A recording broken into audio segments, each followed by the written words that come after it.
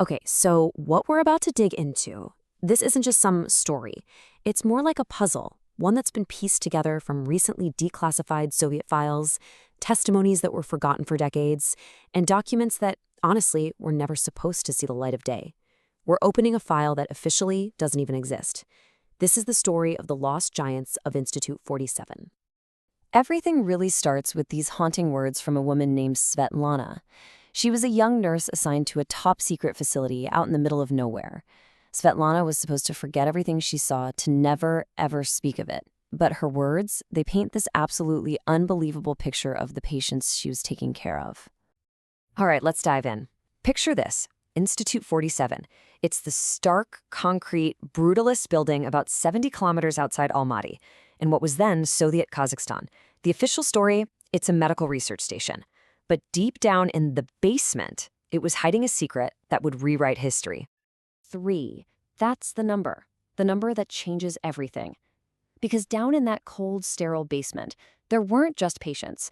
There were 3 subjects. 3 men who, as the staff there was about to find out, defied literally every known law of biology and time. I mean, just listen to these details.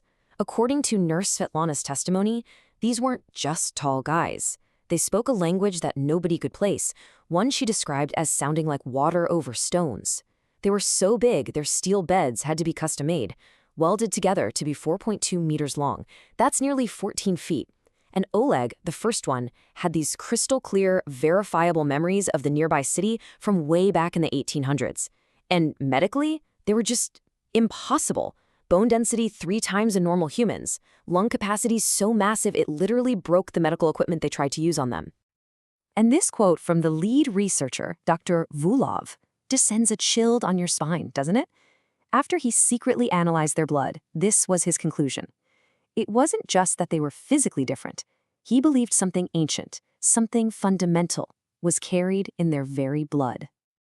So, one person's testimony, no matter how incredible, is still just a story. But what if she wasn't the only one? What if other people remembered pieces of the puzzle? Turns out, Svetlana wasn't the only person whose life was totally changed by Institute 47. This timeline really helps ground us in what happened. It all kicks off in 1957 with this really cryptic note about unexpected findings out in the Altai Mountains. A year later, boom, Institute 47 is up and running. Then, over the next decade, these weird little reports start to surface. A guard hears this impossible deep singing. There's a failed escape attempt by a subject who's over 9 feet tall. And then, just as suddenly, in 1968, it's over. The whole thing is shut down, wiped clean. And this is where Yuri Baranov comes in. His father was a perimeter guard at the facility. Now, Yuri grew up hearing these little bits and pieces of stories his dad was ordered to forget.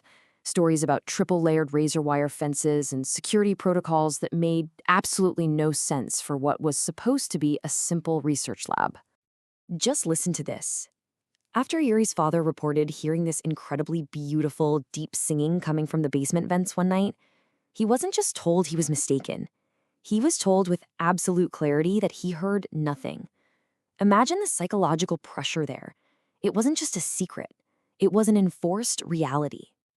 So if these guys weren't just medical oddities, where in the world did they come from?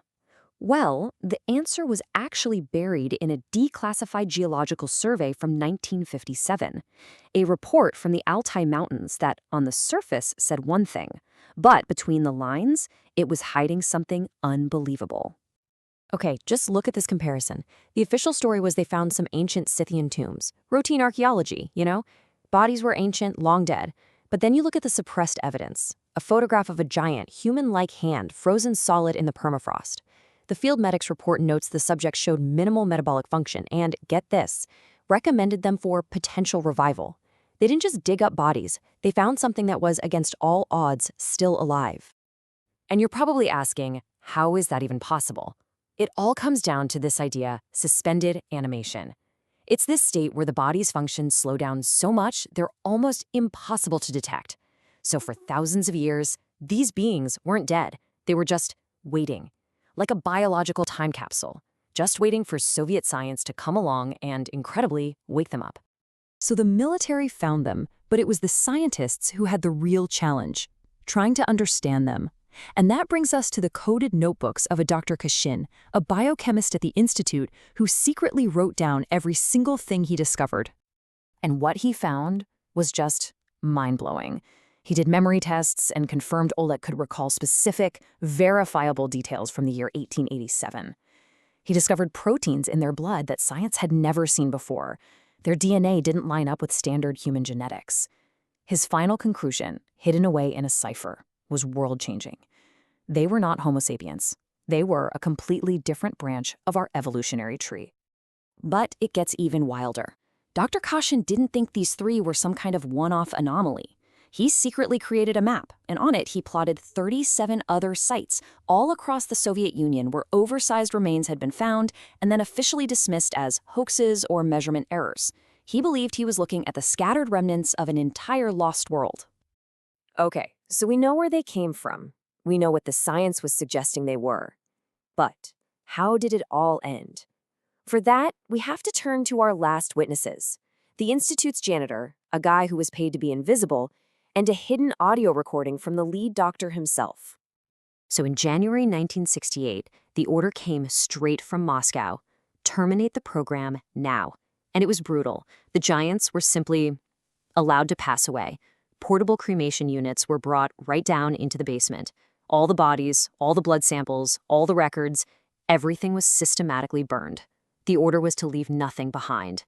But something happened in those final hours.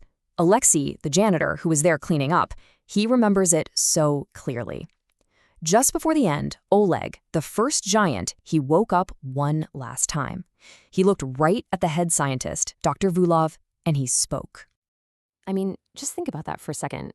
What would a being who had lived for millennia, who remembered a world we've completely forgotten, what would he say in his final moments? What was the last message from this lost part of humanity? Did you learn anything? That's it. Just 4 words. And in that moment, Dr. Vulov realized the massive, profound failure of the whole project.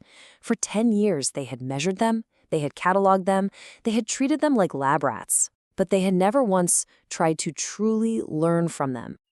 That realization just haunted Dr. Vulov. A month before he died years later, he recorded a confession onto a cassette tape, and on it, he reveals what Oleg had told him. Their civilization, one that built cities that touched the sky, was destroyed by something they called a frequency disruption. The 3 of them were the last survivors, frozen in a desperate attempt to find a way to save their people. And that really brings us to the heart of it all. What did we lose? What knowledge, what history, what incredible understanding of our own planet did we lose when the doors to Institute 47 were locked for good and all of its secrets were turned to ash? The evidence from both of the doctors suggests the 3 giants at the Institute probably weren't the only ones. So that question just hangs in the air, doesn't it? How many others might still be out there, just waiting, sleeping under miles of ice and stone? In the end, we're left with the question they lived and died asking. After a decade of being poked and prodded, their final plea wasn't for help, it was for comprehension. And that question, it wasn't just for those Soviet scientists, it's for us. If we were faced with something impossible, with a history we never knew existed, would we understand?